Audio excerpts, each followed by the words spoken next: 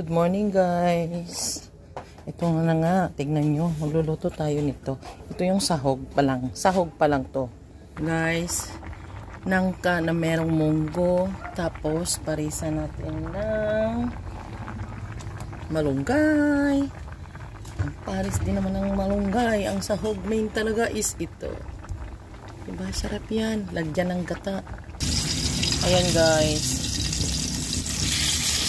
Ang sahog ito ay sa ginataang langka na merong munggo. Oh, ito naman, ayan, dapat isabayan siya guys. Ang munggo tsaka nangka. Sabayan din sila malata. Diba? Kulo-kulo pa more.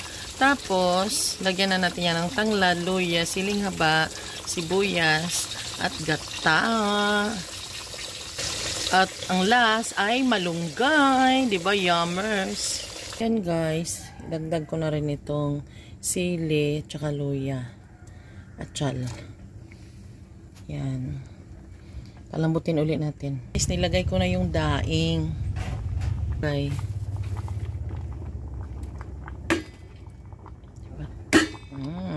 Guys, nilagay ko na yung paminta at asin. Porkit daing yung nilagay kong pangsahog, hinugasan ko kasi ito. Gitutbrasan pa. Pangit naman din hindi hugasan guys at brasan. Alam nyo na, maraming mga langaw nakatongtong doon. Hindi pa natin siya nabili kasi open kasi siya. Pagka-display, hindi nakabalot. So, ayan.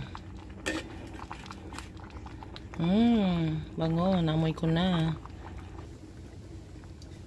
Yan. Mama nilagay ko guys kasi wala na akong time pumunta pa ng market.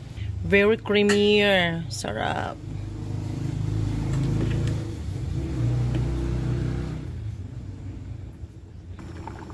Done. Luto na.